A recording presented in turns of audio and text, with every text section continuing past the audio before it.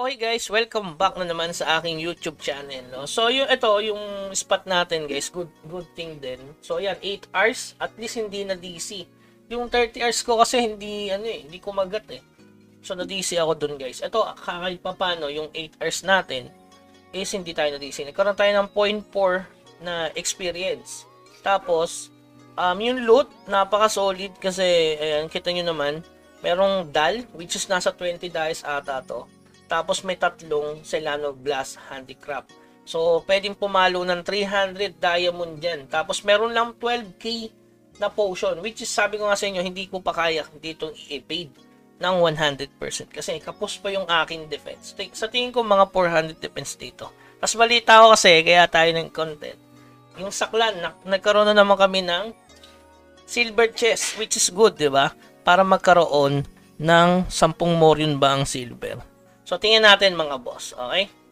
So, ayan guys. Ito yung naloot natin. Tingnan natin kung magkano ang total na naloot natin. Including to, hindi ko alam kung mayroon bang silver to. O nakakrap lang siya. So, ayan. 8 tsaka 3 guys. So, check natin. So, hindi tayo sa Celano. Gumamit tayo ng 12k. Pansin natin kung kaya ba. Kasi meron naman ding nakuha tayong gold coins. No? So, ayan. 8. Tingnan natin kung magkano to ngayon. 25 guys. Or 28.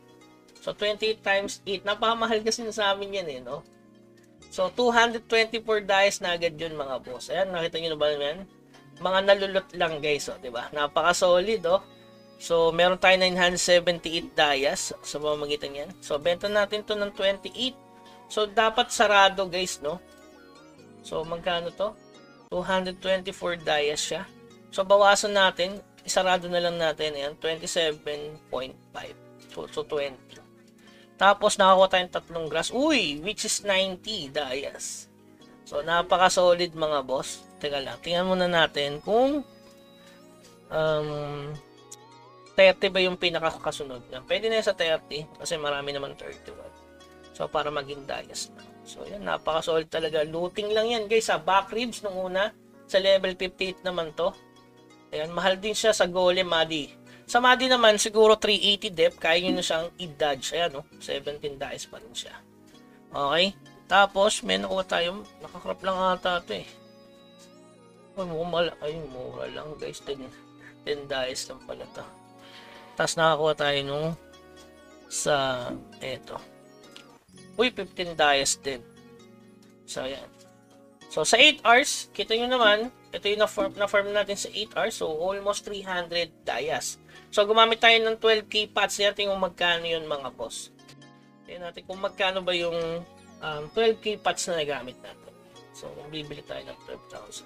Kaya ba 12,000? Hindi nata kaya. Hanggang 3k na.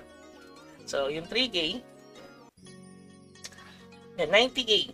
So, tayo yung score natin. So, 360, sakto lang. Dun sa na-farm natin na gold coins sa field, diba? Naka 370k gold coins tayo. So, bawing-bawi lang. Tapos, ito, meron dong silver chest. Ayan, naka-silver chest na naman kami, mga boss, sabi sa inyo. So, during ano lang yan, pagkapag nagdo-donate ng gold coins, no? Nakita nyo naman, gold coins lang yan. So, ayan, kunin na natin silver chest na naman, mga boss. Tingnan natin yung itsura nung ano, kung ano yung pwedeng makuha sa silver chest. Ayan. Uy! So, pwedeng makakuha ng 10 morion, which is good na naman, no? So, ayan. Buksan na natin mga boss, si Dark. Salamat, Kid Dards. Ayan. So, open kami 2 slot, guys, sa Tuesday.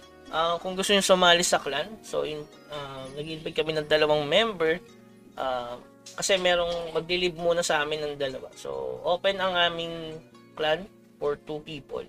So, at least kahit mga 120k GR lang. So, walang boss hunting dito. Ano lang, chill lang. So, pwede yung sumali mga boss. Okay. So, buksan na natin mga bossing. Ito na. So, ayan, bilis oh. Silver chest mga boss. Siguro depende talaga sa level ng ano yan, ng clan. Sa tingin ko lang, by level. Ewan ko lang din. Random lang talaga, no? So, pangatlong chest na namin to, no? Una, silver, gold, silver. Okay. So, ito na. Buksan na natin. Sana mas madaming laman. Uy. Ayan, kita nyo naman. Silver chest na naman, mga boss. Uy, 10 lang, pero good thing pa rin, guys. Okay? So, salamat sa 10 Morion Instant. Okay? So, yung defense natin, yan. May total tayong 327.46. So, 334 plus 46. So, maraming kasi nagtatanong paano ako nagpapadaya sa 380 sarado, diba? So, maraming nagtatanong kung saan ako nagpapalevel. Doon lang, guys, pabalik-balik sa 59. Sa 59, kita nyo naman kung saan, no? Sa level 58, pero mas the best talaga, syempre, sa level 59. Yun nga lang, gagamit ka ng 12k pots, nakita nyo naman. Pero, abot naman siya sa na-farm sa field. Kaya, walang problema sa pots. Kasi mura lang naman ng pots, eh.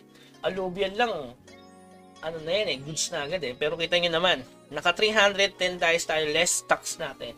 Siguro mga by 20 kasi piso 11, tapos dito is nasa 4, 11, 16 dice lang tax niyan, which is ito na yun. So malinis na 300 dice per day sa 8 hours. Paano kung 24 hours doon? Sayang yung 30 hours ko Hindi ko napakita tuloy kung ilan yung na-farm natin. So marami pang way para magkaroon ng diamond. Unang-una, buy and sell. Tapos mamayang alas 5 ng hapon para malaman natin kung ano ba yung tataas na item. So, ang hino-herd ko ngayon, pwedeng yung hindi gayahin, pwedeng yung gayahin. Nasa sa inyo yan, guys, depende yan sa server. So, meron ditong armor enhancement, ayan. Nag-iipon ako niyan para sa 200 days.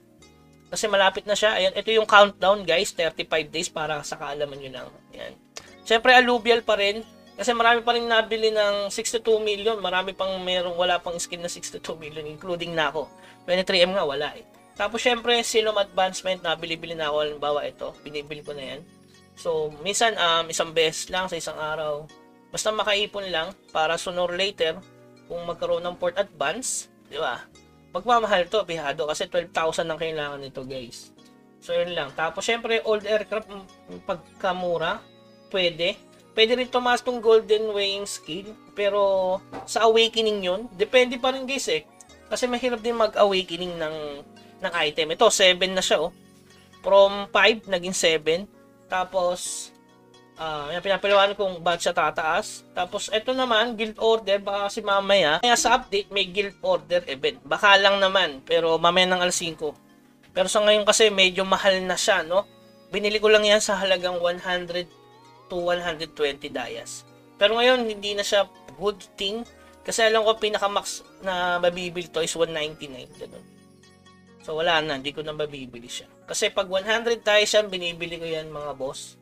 Kaya nakasyam lang tayo. Then, yun lang. Tapos, syempre, yung Morion, maraming tatanong kung magmumura na po. Possible. Kasi, token to Yung lagi magmamahal dyan, is yung mga napupulot lang sa field. Hindi yung sa token. Okay. So, yung Asian Papyrus, magmamahal din yan kapag nilabas yung port advance kasi 10,000 ata kailangan doon. Ayun, armor enhancement. Ayun, katulad niyan, mga boss. So, binibili ko na agad. 5 dayas lang kasi. So, ang limit niyan is na umabot ng 18 dayas. So, 13 dayas tutubuhin ko dyan. Ito, ay, hindi ko na sasabihin yun, mga boss. Baka next time. Okay. So, yun. So, yun lang yung mga hino-hoard ko. Tapos, paano tayo magpadaya sa today sa gantong kataas yung depth 380. So sa 380 evade na yan 99%, so kailangan mo doon is edge perigen. Tapos dito naman sa 59 kailangan mo diyan ay damage reduction. So kinuha ko na yung iron clad. Ganun kalaki ang pakinabang nung iron clad na yan. Kasi umabot tayo sa almost ayan, kita niyo naman yung ating damage reduction. So kapag nagano pa ako diyan balloon, mas mataas to. Okay? So, halos magto 200 na talaga. Lagpas 200, no? 80. So, nasa 200 lang, guys. Pa 200 yung ating damage reduction. Okay? So, yun lamang, guys. Keep grinding. Huwag kalimutang i-like tong video na to. Hanggang sa muli. Paalam.